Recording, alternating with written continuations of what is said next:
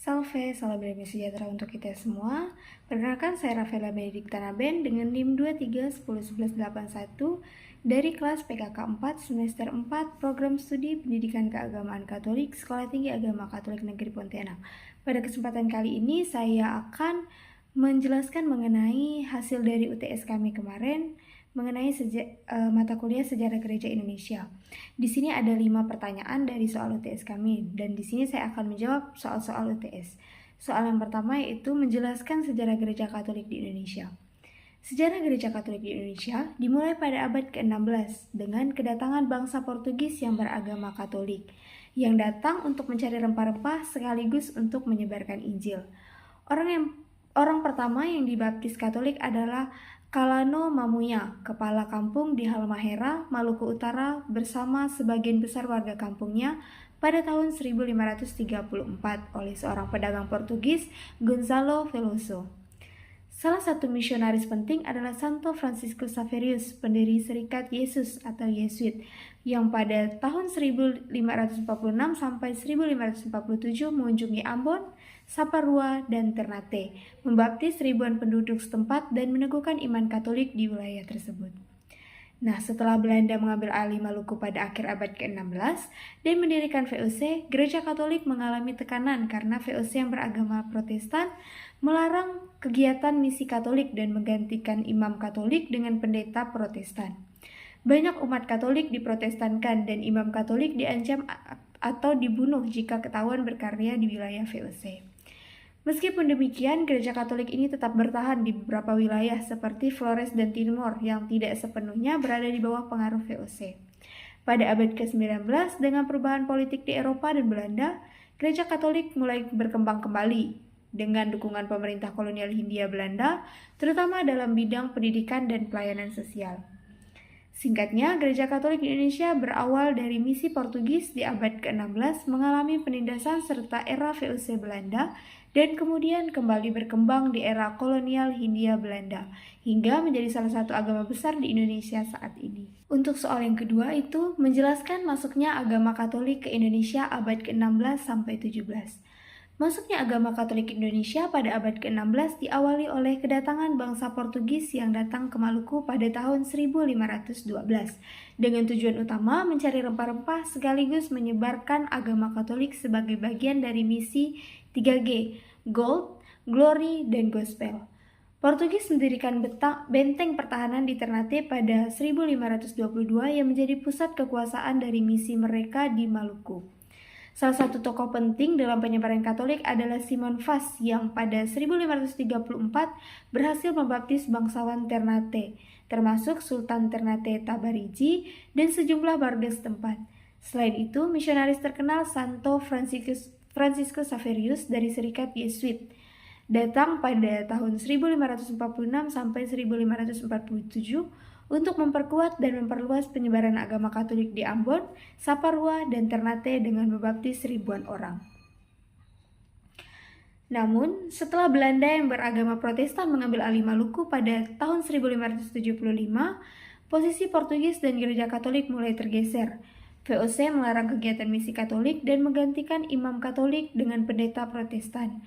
Meski demikian, pelayanan penyebaran Katolik tetap berlangsung di beberapa wilayah lain di Indonesia. Singkatnya, agama Katolik masuk ke Indonesia melalui misi pelayaran dan perdagangan Portugis di Maluku pada abad ke-16 dengan dukungan misionaris seperti Simon Vaz dan Franciscus Xaverius, sebelum kemudian menghadapi persaingan dari misi Protestan Belanda pada abad ke-17. Kemudian soal yang ketiga itu menjelaskan pengaruh kolonialisme Portugis dan Spanyol dalam misi Katolik. Pengaruh kolonialisme Portugis dan Spanyol dalam menyebarkan agama Katolik di Indonesia itu ada beberapa. Yang pertama, peran Portugis dalam masuknya Katolik. Portugis datang ke Indonesia pada abad ke-16 dengan tujuan berdagang dan mencari rempah-rempah. Selain berdagang, Portugis juga menyebarkan agama Katolik. Mereka membangun gereja, sekolah, dan memperkenalkan budaya Eropa. Penyebaran Katolik banyak dilakukan di Maluku, Timor, Flores, dan Franciscus Xaverius lah seorang misionaris yang aktif dalam menyebarkan Katolik di Maluku. Kemudian yang kedua, wilayah yang dipengaruhi Portugis itu ada Maluku, Timor, Flores, dan di tempat-tempat inilah Portugis membangun gereja dan sekolah untuk mendukung penyebaran agama. Yang ketiga, peran Spanyol dalam menyebarkan Katolik. Spanyol ini juga ikut menyebarkan Katolik di wilayah Filipina dan sebagian kecil di Sulawesi Utara, tepatnya di Minahasa. Spanyol lebih banyak berperan di Filipina, tapi pengaruhnya sampai ke Indonesia pada bagian utara. Yang keempat, hambatan penyebaran Katolik. Yang pertama itu ada perlawanan dari kerajaan lokal, yang kedua sudah ada agama Islam yang lebih dulu berkembang di beberapa wilayah, dan yang ketiga setelah Belanda atau VOC datang, penyebaran Katolik ini semakin sulit karena VOC mendukung Protestan dan melarang Katolik. Yang kelima, dampak kolonialisme Portugis dan Spanyol. Agama Katolik berkembang di beberapa wilayah Indonesia, terutama di Maluku, Flores, dan Timor. Budaya Eropa dimulai dikenal di Indonesia seperti pendidikan dan cara berpakaian. Sampai sekarang, daerah yang dulu dipengaruhi Portugis masih banyak penduduk Katolik. Soal yang keempat itu menjelaskan misi Katolik pada masa kolonial Belanda. Nah, misi Katolik pada masa kolonial Belanda atau VOC dan Hindia Belanda itu ada beberapa. Yang pertama tuh pada masa VOC tahun 1602 sampai 1799. Di sini Katolik dilarang.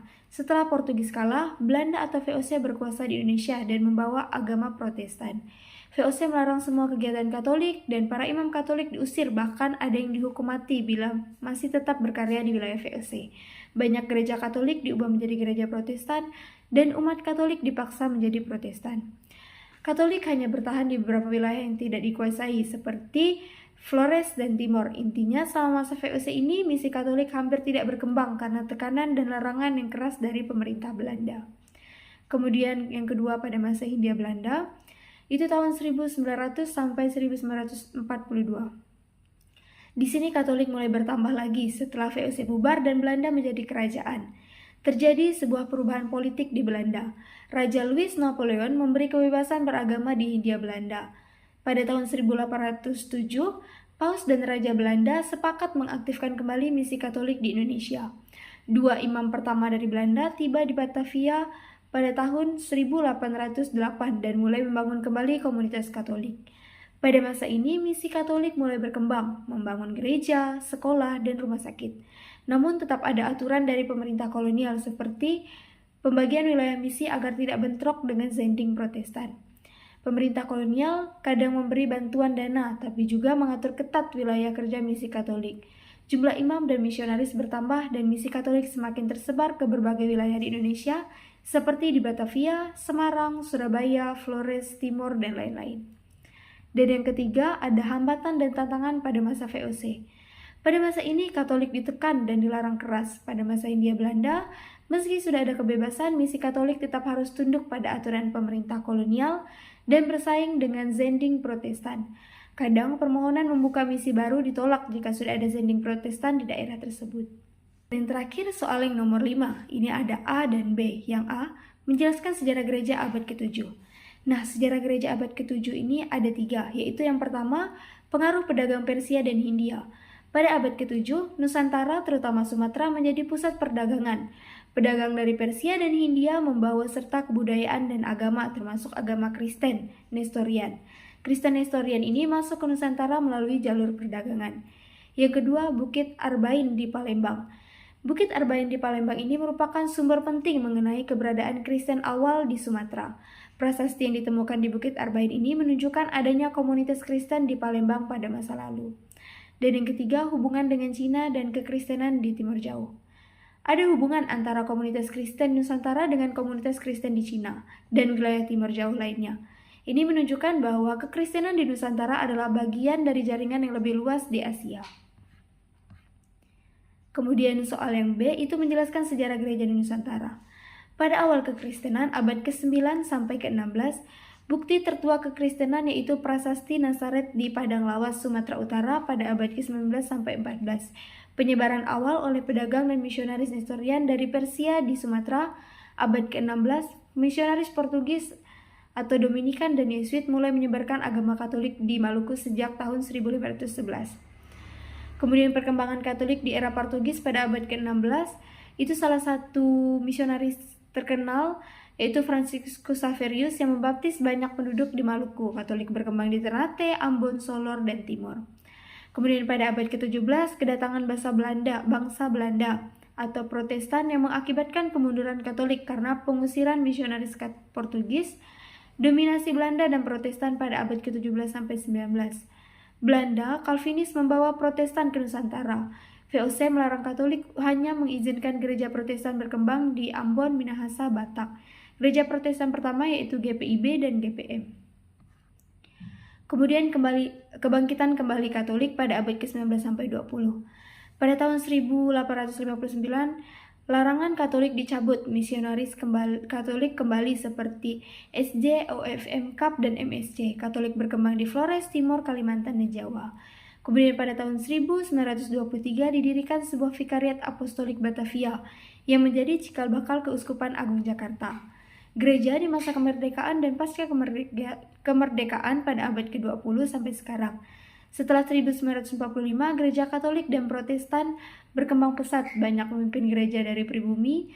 Pada tahun 1967, Kardinal pertama Indonesia, Julius Darmatmaja, SJ, lahirnya organisasi KWI Katolik dan PGI untuk memperkuat peran gereja di masyarakat. Demikian penyampaian materi UTS yang dapat saya sampaikan. Semoga melalui penyampaian ini kita dapat mengingat kembali mengenai materi-materi kita yang sudah kita pelajari sebelumnya. Sekian dan terima kasih. Mohon maaf jika ada salah kata atau salah dalam penyampaian dan pengucapan. Tuhan Yesus memberkati.